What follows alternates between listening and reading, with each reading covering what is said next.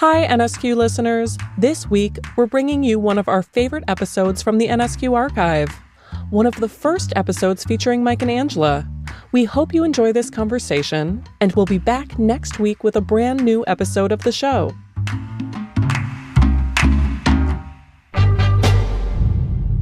That's so much to have to remember. I'm Angela Duckworth. I'm Mike Maughan. And you're listening to No Stupid Questions. Today on the show, do ultimatums really work? Look, I've got 48 hours invested in this relationship, and I just need to know, are we going to the altar or not?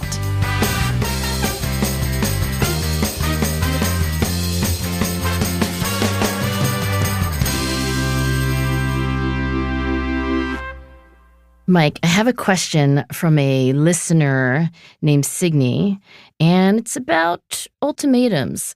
You only have one choice. You were either going to take my offer to listen to this question, or I'm never going to talk to you again. This is a serious ultimatum already.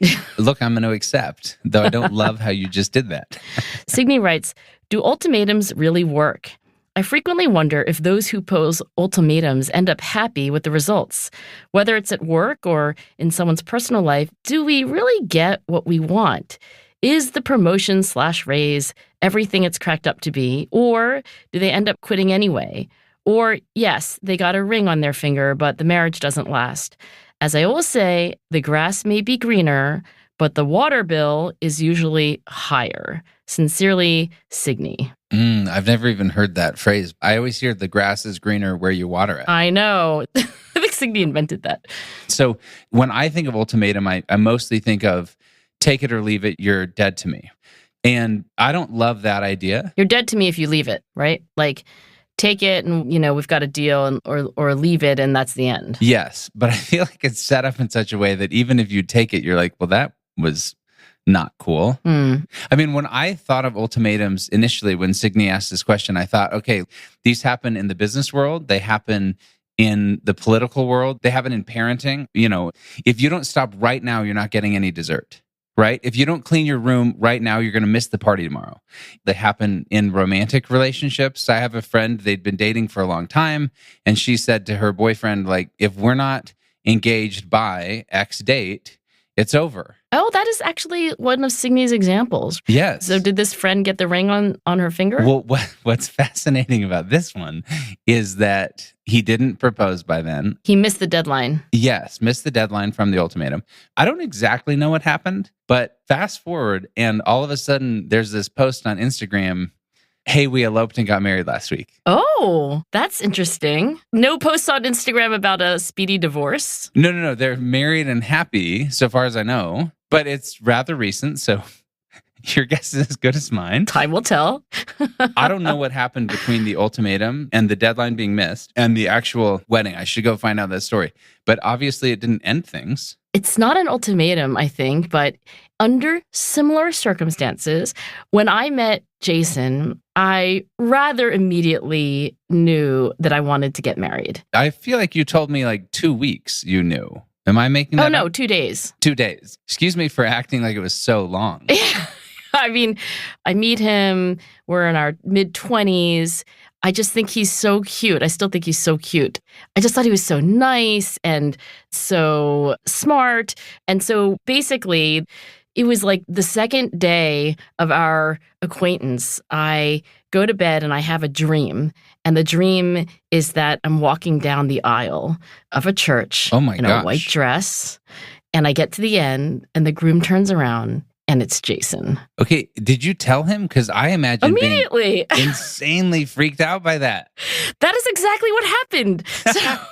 Shocker. So I think I literally didn't, I knew his name. I certainly didn't know his middle name. I knew very little about him. He was a little freaked out about it. As one would be. As one would be. He was also in another relationship at the time, so there were complexities. Slight complications, okay. So eventually we get together, we're girlfriend and boyfriend, we're both living in New York, and since I had this conviction from day two. Eventually you get together, you want to marry him after day 2, you have this dream, eventually is 2 weeks in this story? Eventually is, let's see, I remember feeling like it was forever. We met in the spring. We started dating officially in the summer. It was about 9 or 10 months till he asked me to marry him.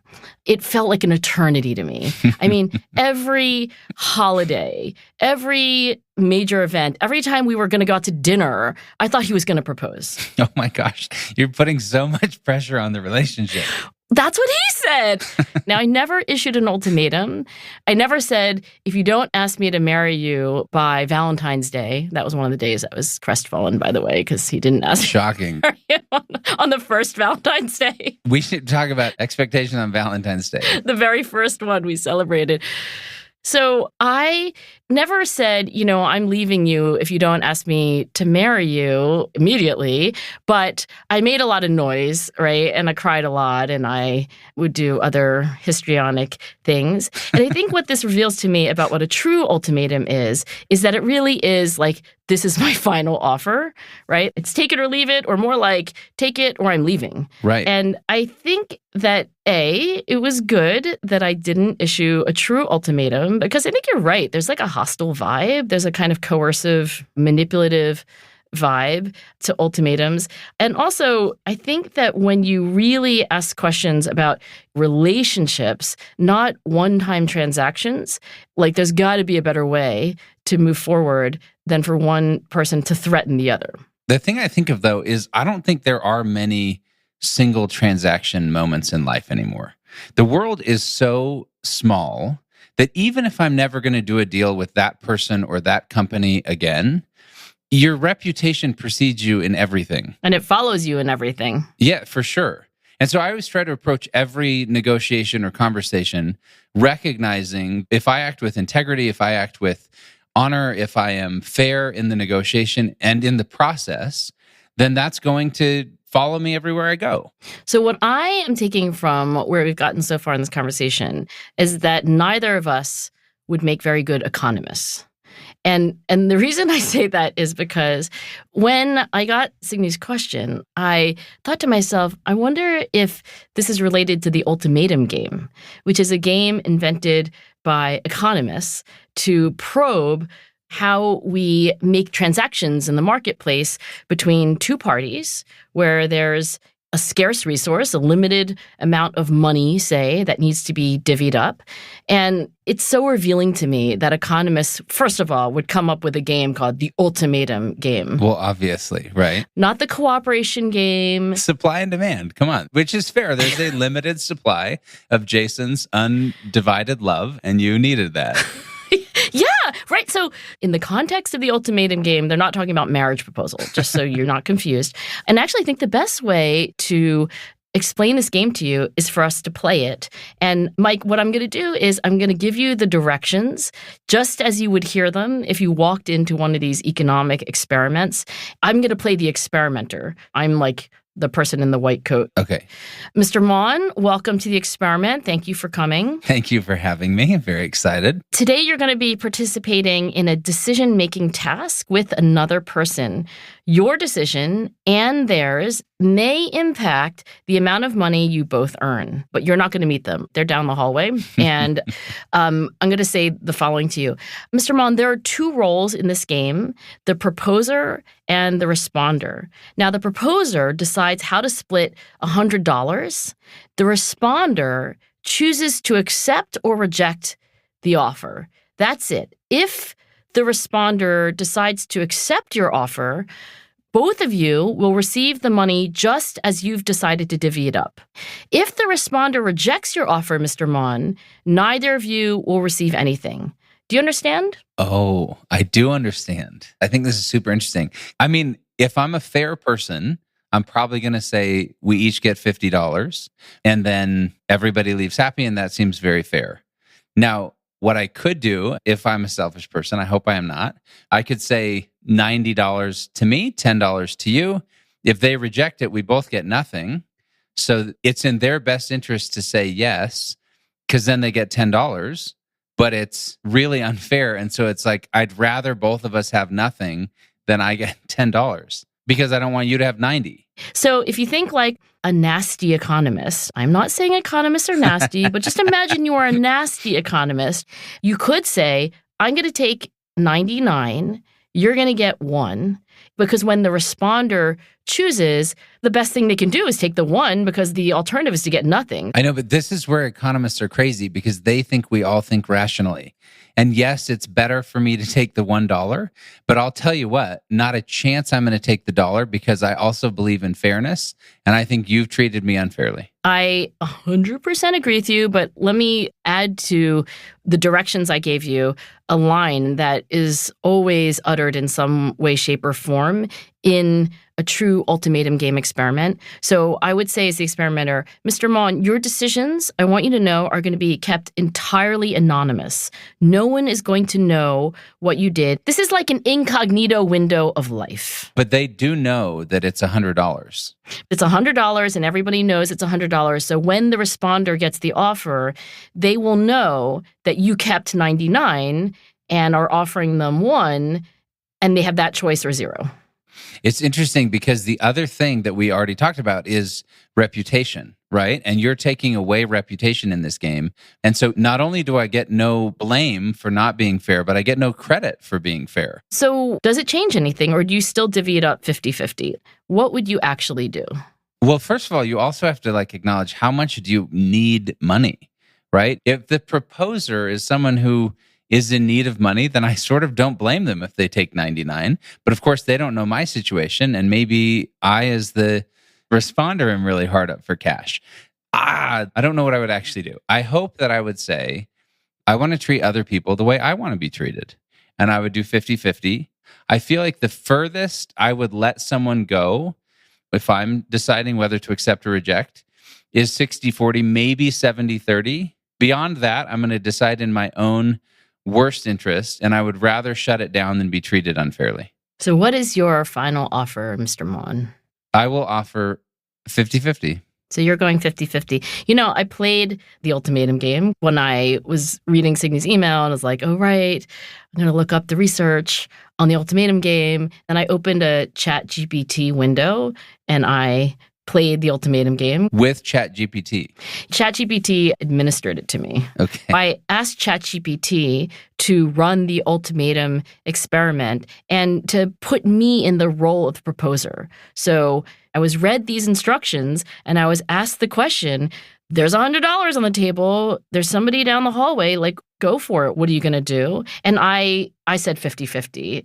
I felt very strongly that I should give half to this other person that would never meet and who would never have an interaction with me again, and half for myself. So we've just violated, in a way, economic expectations because we've sort of left, you could argue, $49 on the table that we could have just taken ourselves. And the ultimatum game, Mike, has been studied ad nauseum, actually. There's so much research on the ultimatum game. There's this one paper that tries to summarize 36 different theoretical proposals. Yeah, what's the average? What do people do? The modal offer in the ultimatum game, meaning the most common one, is, somewhere between 40% and 50%. So close to half. That gives me faith in humanity, I'll be honest. Yeah, right. So the somewhat surprising finding, I think, to economists who are like, why are people leaving $49 on the table? It's really affirming to those of us who would identify as nice people, that people are on the side of fairness. And I also want you to know that we have run this experiment so many times as social scientists that we also know how often people reject the offer, right? And essentially, when people get offers of less than 30%, so the experimenter walked into the room, you're like, there's this person, you'll never meet them, they're down the hallway, we gave them $100 to divide up between you and them. They've chosen to take 71. You have the choice to either take the 29 or you reject the offer and neither of you get anything. And in that case, most people reject the offer. I mean, this goes with what I said, anything past 70-30, I'm not going to do it because that's too much. You're indignant. I would be. Absolutely. Really, this is not a test of economic exchange. It's really a test of fairness. It feels in every way like we're trying to go with the old golden rule, treat people like you want to be treated.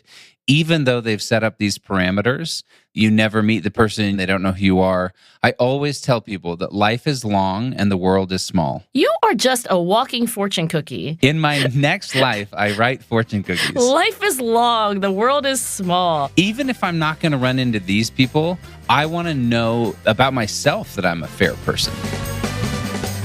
Still to come on No Stupid Questions, Mike and Angela discuss what it means to give a compassionate ultimatum. Hey, Mom, I want to move to New York to become an actor.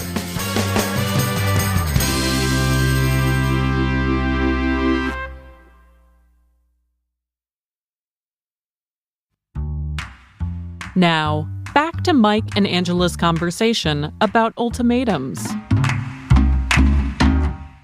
So I think one thing that's interesting, there's this Harvard Business School professor named Deepak Malhotra, and he talks about ultimatums in a lot of different ways. One of the things he says is that they're not always bad, meaning that if you're doing it in a way that gives information, like I have actual non-negotiables that have to be met, like I need to do it by this date, that can be perceived as information rather than a threat or coercion. And I actually don't blame people in dating that's sort of like, hey, I've invested 2 years of my life with you. If we don't have this and I get... Or 2 days, whatever the case may be. Like, look, I've got 48 hours invested in this relationship, and I just need to know. Are we going to the altar or not? That, I think, maybe is... I'm going to stay out of that. I'm so glad that it worked out for you. It really worked out. We just celebrated our silver anniversary. Is that the 25th one? I don't know, but I'm very happy you did. I celebrated one wedding anniversary with you guys, which I know you won't remember. Oh, yeah, it was not 25, though. We were at some random meeting. Yeah, we had like a fundraiser. And I walked in and you and Jason are like, glad you're here. It's our wedding anniversary. And I thought, well, that's fun. Also, what? Way to keep the romance alive. Anyway, to Deepak Malhotra's idea, they're not always bad, but he says before giving an ultimatum, always ask yourselves, one, is it really an ultimatum? AKA, would I actually follow through? You have to be committed, otherwise you lose all credibility. And two, is there any other way I can achieve these objectives without resulting to the ultimatum? Because there's usually a less aggressive way to get to the same result. I think about the most recent sort of high-profile ultimatum out there that I would say is Elon Musk and Twitter. So the guy spends $44 billion to buy Twitter. Is that how much he bought Twitter for? Yes, and it's not worth that, and he whatever, and so he gets sued, and he has to go through with the deal. He's kind of frustrated about it. Anyway, he sends a very early morning email to Twitter employees back in November of 2022, and the subject line is a fork in the road. And he basically says, going forward, we're going to build Twitter 2.0. Everyone working here has to be, quote, extremely hardcore. We're going to be working late nights. Wait, did he say hardworking or hardcore? Extremely hardcore. Wow. And then he goes on to say, this will mean working long hours at high intensity. Only exceptional performance will constitute a passing grade. This is like out of the textbook for how not to communicate as a leader, but keep going. No comment. But then he says, if you're sure you want to be part of the new Twitter, click yes on the link below. Anyone who has not done so by 5 p.m. Eastern Time tomorrow will receive 3-month severance. Whatever you decide, thanks for your efforts. Wow. I didn't know any of this. I live in a cave. But like, you've spent your career, I know what it's like to build a tech company.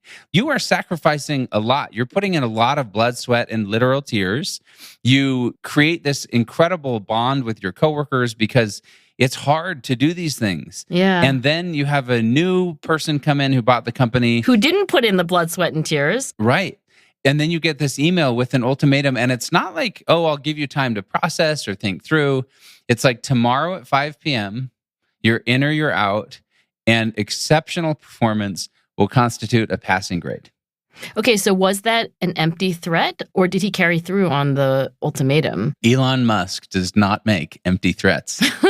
So he'd already fired half of the workforce. Prior to the fork in the road email. Yes, including a bunch of the top management. Anyway, in the 6 months after Musk took over Twitter, headcount dropped by 90%. Oh my God. 90%. Wait, is that what Elon Musk wanted, though? Did he want to reduce headcount to reduce costs? So he was like, good, I've got the 10% of exceptional performers. Yeah, but I don't know that he got exceptional performers. I know that he got 10% of the company. That's pretty different. Right, that's true. One might imagine that some of the exceptional performers who don't like that kind of culture left and went to other tech companies. I mean, I might even say people with a certain level of self-respect are like, come on, I'm not doing this. They're like the responder with the like, are you kidding? That's unfair and terrible. I'm leaving and I'm going to cut off my nose to spite my face. Right. But also maybe to save my face. Here's what Musk says 6 months later. He says, we need to hire people. And if they're not too mad at us, probably rehire some of the people that were let go. Oh, interesting. Because desperate times, he says, of course, you know the phrase, desperate times call for desperate measures. And we probably let too many people go. I'm going to see how many aphorisms we can cram into one conversation. That was Elon Musk saying that. I know, but before Elon Musk said it, it was a cliche. But that's okay. No. It's all right. I'm just saying I don't want to be accused of being the only one who ever says them. Okay, fair enough. You're taking no credit for it.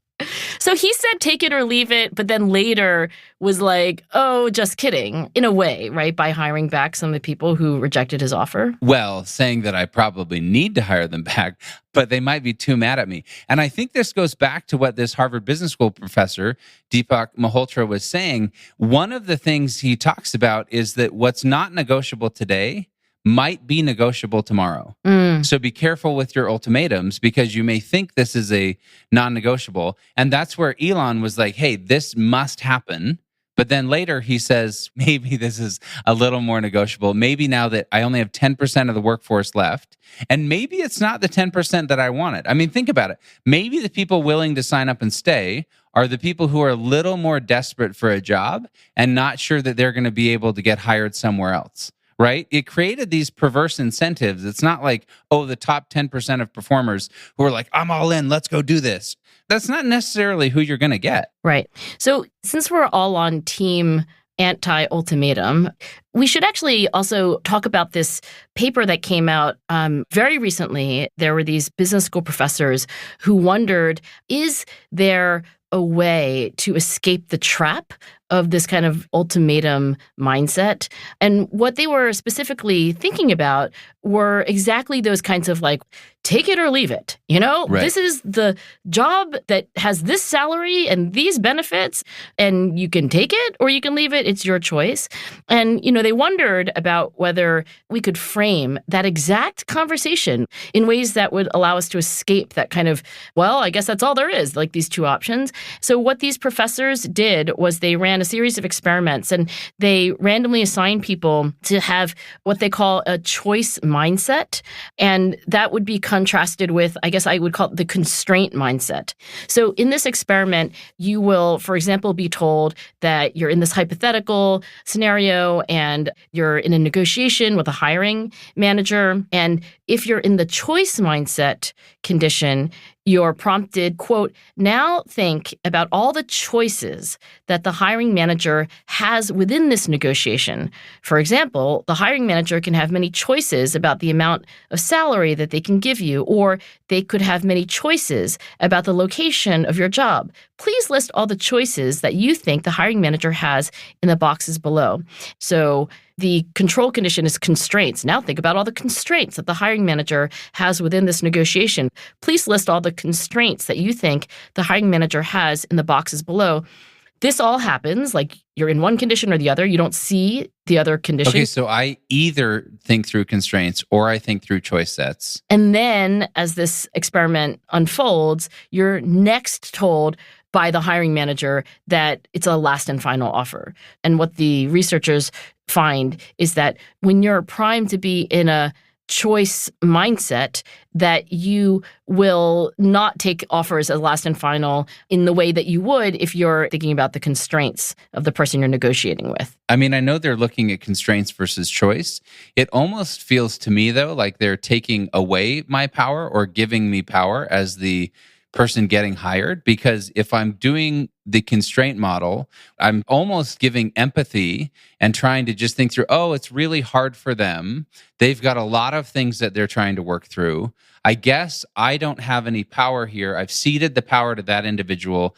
Where in the other one, it feels like you're giving me power over my own life again, saying, hey, wait a minute, everything's negotiable. It takes the power back to the individual rather than the organization, right? I think that's right. I am one of the rare business school professors who has never taught, nor taken, nor practiced a negotiation in her life. But I was recently on a walk with Max Bazerman at Harvard Business School, who's like super famous for his research and also his teaching of negotiations. And I said to Max, I was like, and this is a true story. This is like, oh my gosh, a week or so ago. I was like, Max, I don't want to read all your dozens, if not hundreds of papers. Just what's the gist of negotiations? Can you just summarize the whole lifetime of work, summarize please? it in a sentence, because I might need to have a negotiation at some point. And he said, sure. He said, can I have 2 sentences? You're like, that's so much to have to remember. He's a good negotiator. So he was like, could I have 2 sentences? And I was like, yeah, I could take that. Anyway, so he's like, look, there's 2 mistakes that people make in negotiations. One is they fail to take the other person's perspective. But he's like, really, if you fully take the other person's perspective, you can get a lot farther in negotiation than what people often do, which is they're just so energetically thinking about their own perspective and how they're not being heard or they're not being fairly treated. So empathy is rule number 1. Second rule, and I'm not saying these are in order of importance, but the second thing Max said to remember in any negotiation is that you need to think win-win. But the idea here is that if you think of a negotiation as a zero-sum game, and that's exactly what the ultimatum game is, there's $100. You get 70, they get 30. You get 50, they get 50. You get 10, they get 90. It's a zero-sum game. It all adds up to the same amount. Then you're going to only have a certain narrow set of outcomes. But in almost every real negotiation, in any real scenario, there are a multitude of possibilities, and they're often ones that you don't think of in the short term. So if you were Max Bazerman playing the ultimatum game, I don't know, maybe you'd raise your hand and say, let's actually think about whether it's really $100 on the table. What a great summary of an entire life's work, and what a beautiful ability to summarize. Can I give you an example of my favorite compassionate ultimatum? You may. I want to hear about this. It's a good ultimatum. It's a good ultimatum and a compassionate one. So John Krasinski, who played Jim in The Office. Oh, yes. I have watched many, perhaps most, but not all, of the episodes of The Office. Go on. So John Krasinski's on the Stephen Colbert Show, and he's just sort of talking through his life, and he was studying to be a teacher at Brown University, and he thought, I'll just go to theater school for a hot minute. And he likes it, so he's in the car with his mom, and he says, hey, Mom, I want to move to New York to become an actor.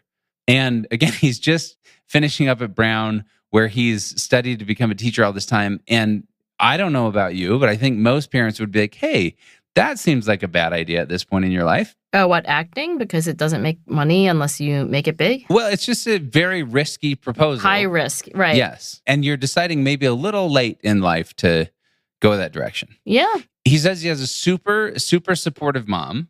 And so she actually says to him, she said, great, here's the deal. If in 2.5 or 3 years, you haven't had, she uses fishing analogies, if you haven't had a nibble or a bite, she said, you have to make me one promise. You have to pull yourself out, because as your mother, you can't ask me to tell you to give up on your dreams. Oh, wow. So she sets the ultimatum. She gives the time frame. You have 2.5 to 3 years. Then you have to promise to pull yourself out of acting. Yes. So the ultimatum is this long, you have to do it yourself, because I can't do it as your mom. So fascinating. John Krasinski says he accepted the offer? Yeah, he said it was very fair. He said that's totally fine. 2.5 years in. So he's hit the opening of that range. 2.5 years in, he says it's September. He calls his mom and says, come pick me up. This is a disaster. I can't do this any longer. I'm pulling myself out. And his mom says, you know what? It's September. Why don't you just give it till December and let's see? Which is still within the window. Still within the window. 3 weeks later, he books The Office. Makes you want to believe in the divine, does it not? It does. Now, I'm not saying that means you should all just keep going for 3 more weeks perpetually, but I do love this idea. Yeah, what is the moral of the John Krasinski story? The moral for me was that there are compassionate ways to make ultimatums, and to the point that you've been making in terms of empathy, when his mom wasn't saying, like, you can't come home, you have no place. It was, I have empathy. How can we think about this in a way that, like, you feel like you went to your breaking point but kept going a little longer? I think for me, though, it's a sign that you can have compassionate ultimatums that allow you to try things or do things or go in a direction while realizing that there's this level of flexibility we've been talking about the whole time. So, Mike, I want to hear from listeners. I would love to hear from John Krasinski, but whether or not you are John Krasinski, I'd love to know if you have given or received an ultimatum. Tell Mike and me your story. Did things work out for you? Record a voice memo in a quiet place, put your mouth close to the phone, and email us at nsq@freakonomics.com. Maybe we'll play your story on a future episode of the show. Mike, I'd love to end this conversation about ultimatums in a gentler, kinder way than I began it, because I did say take it or leave it. We're talking about this question from Signe. Does this mean you're giving me $70 and you're keeping $30? Yeah. I have $90 for you, Mike. Yes. I think your point about John Krasinski's mother really, to me, is the ultimate moral of the ultimatum story, because I think what it says to me is that when we issue a kind of take it or leave it ultimatum in that hostile, aggressive way that I began this conversation with, you do, as the receiver, feel like threatened, imperiled, and certainly, bullied. And what I love about the John Krasinski story is the way the mom said, like, the ultimatum is not that I'm going to come and pull you out in 2.5 to 3 years. Right. You've got to do it. You're going to have to do it yourself. So you have autonomy. I just want you to, like, reckon in a way with the realities. And I also love that he called her and that she didn't let him quit on a bad day. Yes. I love that. No quitting on a bad day. So I don't want to leave you with any kind of forced choice, path in the road. We're only here if you're hardcore. But I do want to say, Mike, that I'm kind of glad that in searching my memory, I don't have many memories of either being issued ultimatums or issuing them myself. But you are glad that you have a lot of memories of making Jason a little bit uncomfortable by talking about marriage starting on the second day. That is correct. This episode was produced by me, Rebecca Lee Douglas. And now, here's a fact check of today's conversation. Angela suggests that listener Signe might have invented the phrase, "The grass may be greener, but the water bill is usually higher." In fact, the version of the aphorism, "The grass is always greener on the other side," seems to have originated in a line from Mrs. Miracle, a 1996 book by best-selling romance novelist Debbie Macomber. The original maxim evolved from The Art of Love by the ancient Roman poet Ovid, who wrote, "The harvest is always more fruitful in another man's field." Later, Angela says she played the ultimatum game after asking the artificial intelligence bot ChatGPT to administer it to her. But answering a question from a chatbot isn't the same as actually playing the game, because there isn't real money at stake. It would be more accurate to say that Angela chose to split 100 hypothetical dollars with a hypothetical other person in a hypothetical version of the ultimatum game. Finally, Mike states that Elon Musk does not make empty threats. In fact, the executive chairman and chief technology officer of Twitter, now X Corp, has issued a lot of public ultimatums, and he hasn't always followed through. A few recent examples include threatening to sue Microsoft for using Twitter data to train its artificial intelligence models, threatening to sue independent researchers for documenting the rise in hate speech on the platform following Musk's purchase of it, threatening to suspend Twitter accounts that link to rival social media platforms, and threatening to reassign National Public Radio's account to another company. That's it for the fact check. Coming up on No Stupid Questions, are you getting enough physical touch? I don't really want to have an 8-second hug. That's coming up on No Stupid Questions.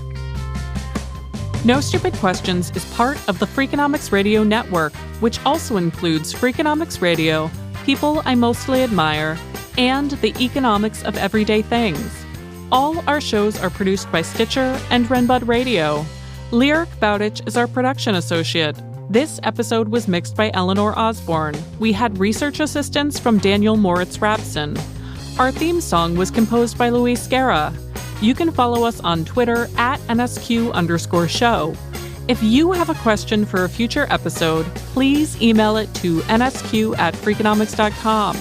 To learn more or to read episode transcripts, visit freakonomics.com/NSQ. Thanks for listening.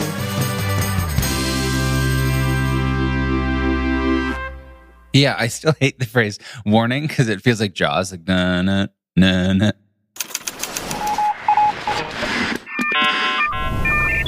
The Freakonomics Radio Network, the hidden side of everything.